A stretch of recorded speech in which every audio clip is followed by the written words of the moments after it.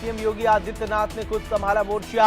आज अंबेडकर नगर के दौरे पर रहेंगे सीएम योगी आदित्यनाथ। पार्टी पदाधिकारियों के साथ बैठक की। आगामी उपचुनाव को लेकर हुई चर्चा। बीजेपी नेताओं को दिया जीत का मंत्र। बड़ी जानकारी इस वक्त की आप देख पा रहे हैं। पार्टी पदाधिकारियों के साथ बैठक, आगामी उपचुनाव को लेकर बैठक। ये बड़ी और अहम जानकारी, उपचुनाव की तैयारी, किसका दांव पड़ेगा भारी। तो आप देख पा रहे हैं मुख्यमंत्री योगी आदित्यनाथ ने खुद अब मोर्चा संभाल लिया है। बड़ी जानकारी है। आज अंबेडकर नगर दौरे पर है सीएम योगी आदित्यनाथ। कल आपने देखा अयोध्या दौरे पर है मुख्यमंत्री योगी आदित्यनाथ।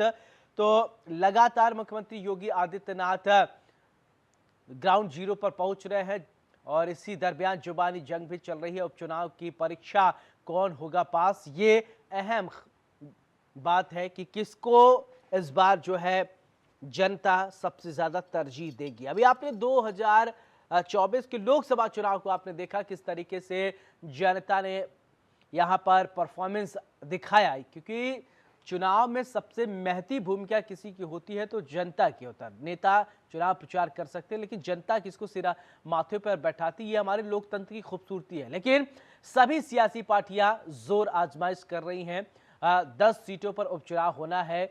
करहल सीट पर जहां के अखिलेश यादव, यहां पर सीसामऊ। चलिए अब आपको ग्राफिक्स के जरिए बताते हैं कि कौन कौन सी सीट पर विधानसभा उपचुनाव होने हैं और जिसको देखते हुए सीएम योगी आदित्यनाथ लगातार सुपर एक्शन में नजर आ रहे हैं। तो करहल सीट पर उपचुनाव होने हैं। किन सीटों पर उपचुनाव होना ये भी समझिए। इसके बाद मिल्कीपुर विधानसभा में चुनाव होने हैं। इसके अलावा अगर बात किया जाए तो कटेहरी विधानसभा क्षेत्र में उपचुनाव होने हैं। तो ये अहम है और सभी सियासी पार्टियों ने पूरी जोर आजमाइश कर दी है। कुंदरकी में चुनाव होना है, तैयारियां जोरों पर है, चाहे वो समाजवादी पार्टी हो, बहुजन समाजवादी पार्टी हो और बीजेपी हो, सभी पार्टियां जोर आजमाइश कर रही हैं। गाजियाबाद की बात करें तो यहां भी तैयारियां पूरी कर ली गई हैं। खैर मीरापुर की अगर बात करें तो खैर मीरापुर में भी चुनाव होने हैं। फूलपुर की अगर बात करें तो फूलपुर में कांग्रेस का कभी गढ़ हुआ करता था लेकिन अब यहाँ पर कांटे की टक्कर होगा। मझवा की अगर बात करें तो मझवा में भी उपचुनाव होने हैं। तो ये जो आप देख पा रहे हैं और सीसामऊ, मझवा, इन जगहों पर चुनाव होने हैं और सभी तैयारियां जोरों है। तो करहल की हमारे साथ अमरेंद्र प्रताप सिंह हमारे सहयोगी ब्यूरो चीफ जुड़ गए हैं। अमरेंद्र, उपचुनाव की तैयारी, किसका दाव पड़ेगा भारी, क्या जानकारी आपके पास, अपडेट करें।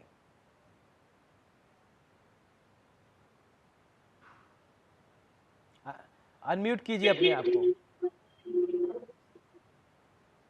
देखिए सौरभ, बीजेपी के लिए ये 60 की बात है। और रही बात अम्बेडकर नगर और इधर पश्चिमी यूपी की सीटों की, तो पश्चिमी यूपी की 2 सीटें जो हैं वो सीएम योगी को सौंपी गई है, जिसमें जो भी सीएम योगी है वो डिसीजन लेंगे कि उनको किसको प्रत्याशी बनाना है।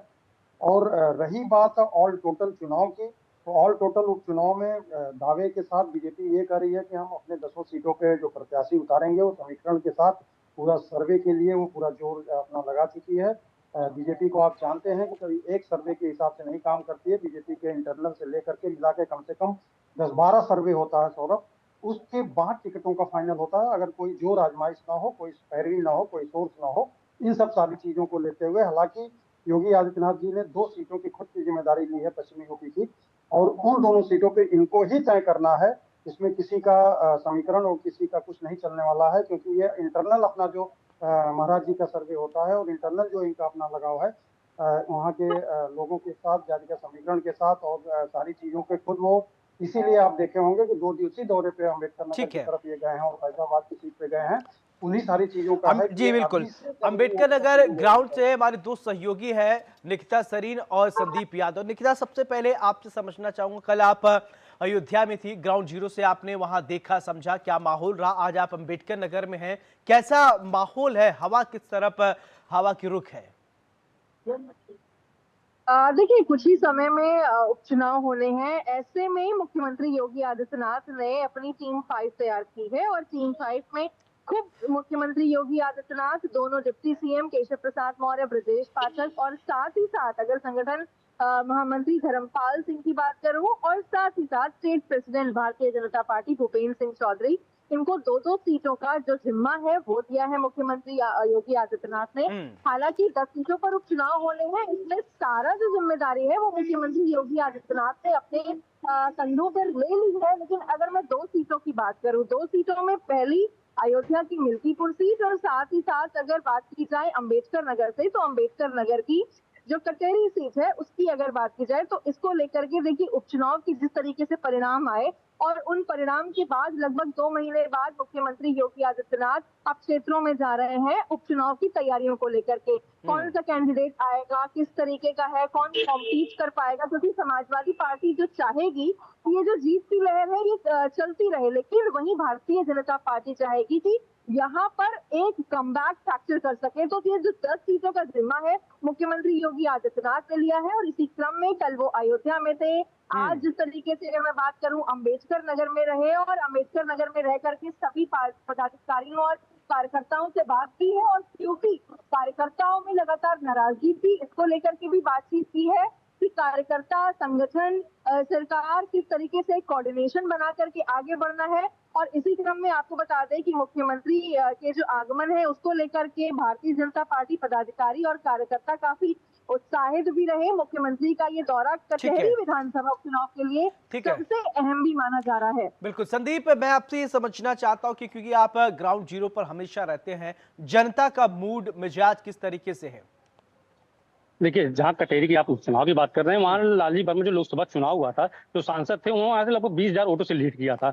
इस बार कहीं न कहीं अगर समाजवादी पार्टी ने आधिकारिक तौर पे तो वो घोषणा नहीं की है, लेकिन उन्होंने कहीं लालजी वर्मा की पुत्री डॉक्टर छाया वर्मा जो प्रत्याशी संभावित प्रत्याशी हो सकती हैं, उनको कहीं न कहीं इस बार उनका क्षेत्र में आया है, क्योंकि वो इससे पहले जलालपुर विधानसभा में चुनाव लड़ी थी, जहाँ लगभग 900 वोटों से हारी थी। लेकिन कहीं न कहीं इस बार चुनाव जो आदित्यनाथ मुख्यमंत्री ने खुद उसको संभाल रखा है, तो कहीं न कहीं उनके लिए कठिनाई हो सकती है। जी चलिए, आप सभी का बहुत बहुत शुक्रिया। बढ़ते हैं खबरों में आगे। इसी के साथ अयोध्या से एक और